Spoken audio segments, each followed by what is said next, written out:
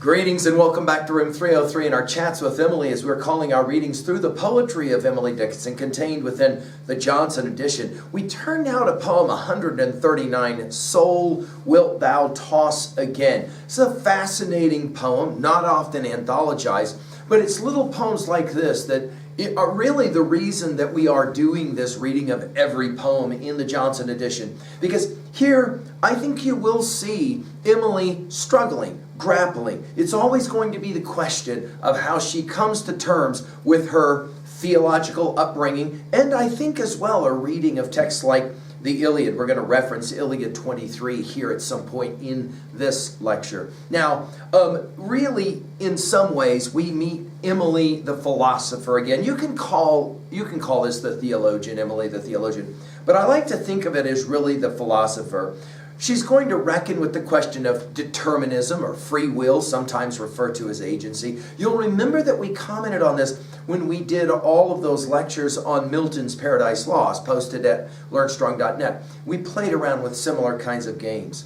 Now, this is one of 14 poems that was selected for publication in an article that was contributed by T.W. Higginson to the Christian Union. So I find this a fascinating poem because early on there was this discussion, debate about what exactly is Emily onto about really here.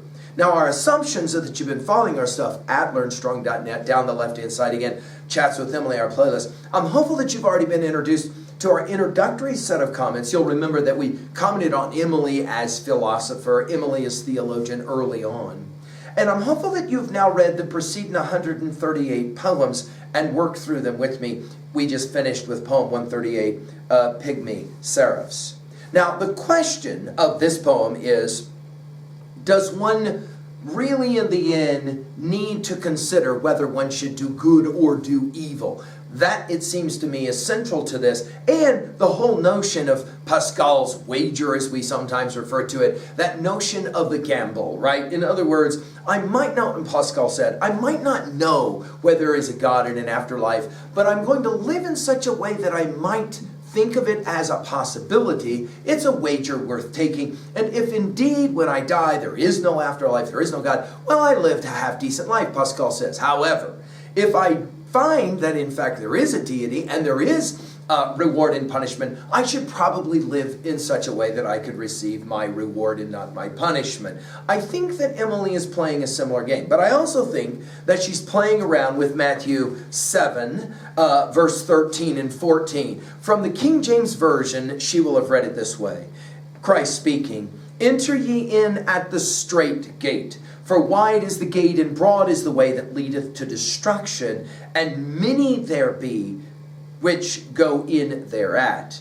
Because strait is the gate, and narrow is the way which leadeth unto life, and few there be that find it." Now this idea of the many and the few, we will see played out, I believe, in this discussion. Now, there is as well in this poem, this Puritan, can we call it a dialectic, a dialogue, much like what we saw in our conversations with Talks with Walt, where we did all of the poems of Walt Whitman's deathbed edition of Leaves of Grass. We've got this dialogue that will happen. And of course, Emily will have played the game through her study of Emerson as well. This notion that you can talk with yourself, and here we will in fact have a conversation like that. Now, I mentioned as well that I think in this poem, not only is Emily channeling a Matthew 7, 13, 14 passage as I just read, but I think she's also dealing with the famous scales of justice of Zeus in Iliad 23. We gave full lectures on the Iliad, every book. You can go back to Learn Strong and run that to ground. But you'll remember that in the Iliad, there seems to be this notion at times that Zeus, King God, will step in and will use these scales. Of course, we saw these scales as well in Milton's Paradise Lost, didn't we? Use these scales to determine the outcome for a given individual's soul. And speaking of souls, that's in fact where we will begin right away as we play the game of addressing the soul. Now, the word soul gets used in 121 of Emily's poems.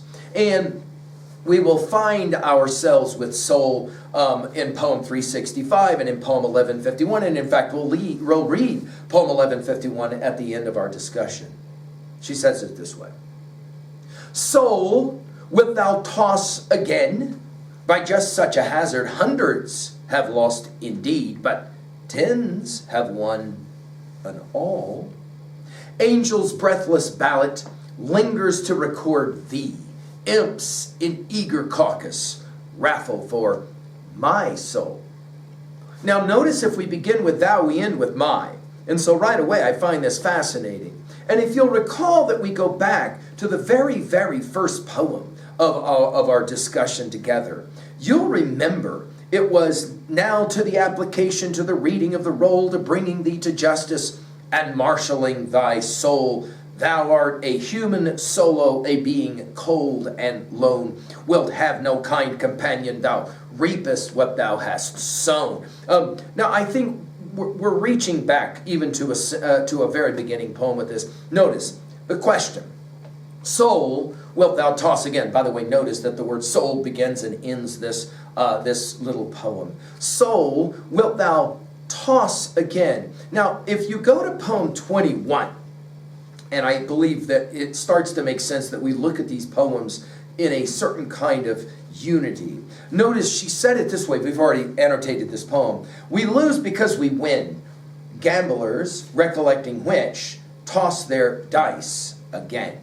This notion of tossing the dice is, of course, going to carry lots of weight. For example, the Puritans, the Calvinists, will argue that gambling is a sin because it challenges deity itself with this notion of risking. So here, notice here, the idea is speaking to the soul, wilt thou toss again? Now, some have read this as will you try again?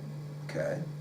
But it is, of course, the gamble. It's the challenge. And as well, winning, losing, doing good, doing evil. Watch.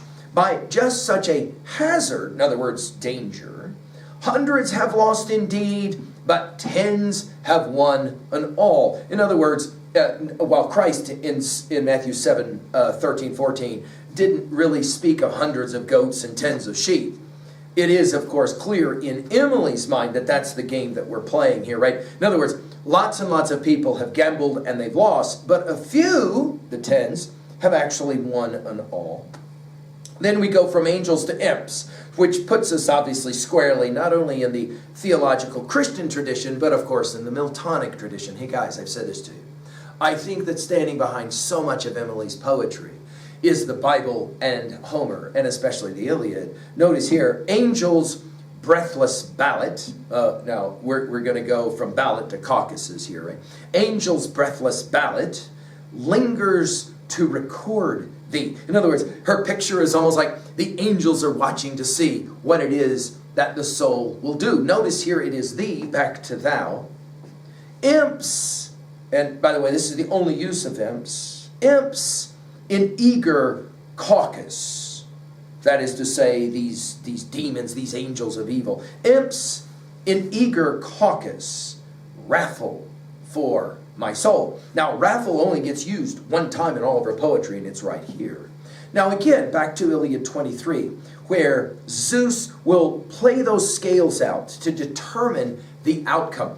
And of course, this for us, back to the very beginning discussions in our introductory set of comments, this is the last of our big five, the question of theodicy. Theodicy. Why must there be pain? Why must there be suffering? Why must there be losing? Why must there be, to use the language of this poem, hazard? And the answer, of course, from the theodictic perspective is, well, you know, God is not to blame in the Greek tradition and of course in the Christian tradition. Notice here, the question is, in the end, what decision will I make? Which takes us to finally our 2A observations. In terms of the messaging here, I think the argument that's being made here is it's not always easy to predict the outcome of actions, whether they be good or whether they be ill. She seems to suggest that lots and lots of people have attempted, raffled their soul, and it has come up hundreds bad, but a few, 10 have won an all.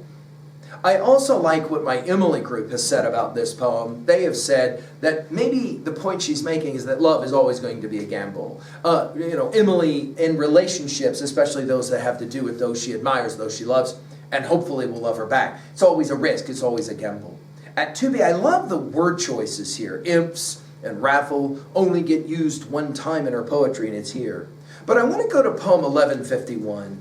And when we get to poem 1151, we will obviously return back to this poem 139. It goes like this. Soul, take thy risk with death to be, were better than be not with thee.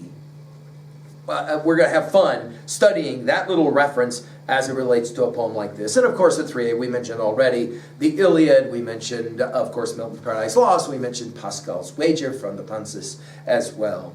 Finally at 3b, what was a time, how to own a poem like this, what was a time that you felt like someone was raffling for your soul? A time when you had to take a risk or a gamble and you prayed that it wasn't a hazard. And who knows, maybe that's what you're feeling about some of these poems we're studying. Thank you.